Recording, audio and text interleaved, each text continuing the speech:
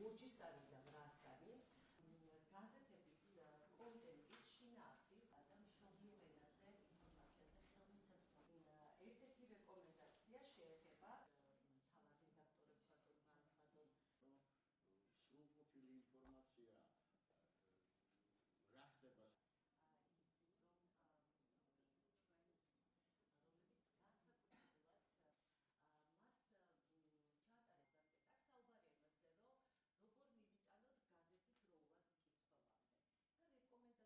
აზერბაიჯანულენოვანი გაზეთ გურჯისტანის და სომხურენოვანი გაზეთ ვრასტანის რედაქციებთან დღევანდელი შეხვედრა იყო ძალიან სასარგებლო და მნიშვნელოვანი იმის გათვალისწინებითაც, რომ სწორედ ამჟამად მიმდინარეობს სამოქალაქო თანასწორობის და ინტეგრაციის სახელმწიფო პოლიტიკის პრიორიტეტების შესაბამისად ჩვენი სამომავლო ორწლიანი საქმიანობის დაგეგმვის პროცესი, რომელშიც ეს საუკუნოვანი ისტორიის მქონე ორივე გამოცემა მნიშვნელოვან როლს ასრულებს განსაკუთრებით ჩვენი არქართულენოვანი მოსახლეობით მჭიდრო დასახლებულ რეგიონებში მშობლიურ ენაზე ინფორმაციაზე ხელმისაწვდომობის უზრუნველყოფის კუთხით.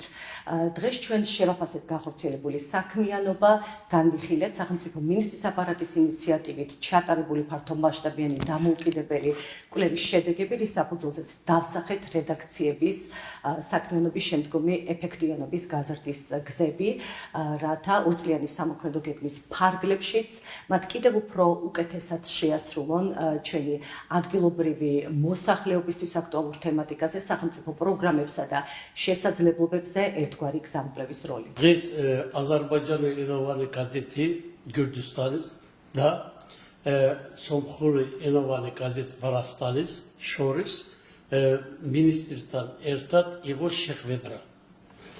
საუკუნის მანძილზე აზერბაიჯანულენოვანი გაზეთი და სომხურენოვანი გაზეთის შორის იყო თანამშრომლობა, დღესაც გრძელდება. გურჯისტანი აზერბაიჯანულად ნიშნავს საქართველოს, ვრასტანი ნიშნავს საქართველოს და ჩვენი გაზეთების არსიც არის ჩვენი გაზეთის დასახელებით. ჩვენ ვაწვდით ინფორმაციას იმ საქართველოს მოქალაქეებისთვის, ვის არიან ეთნიკური აზერბაიჯანელები და ეთნიკური სომხები, რა ხდება საქართველოში, რა დადგენილებებს იღებს პარლამენტი, მთავრობა, სამინისტროებში რა რეფორმები ტარდება. ის მოქალაქეები, რომელიც ჯერჯერობით არ იციან ქართული ენა.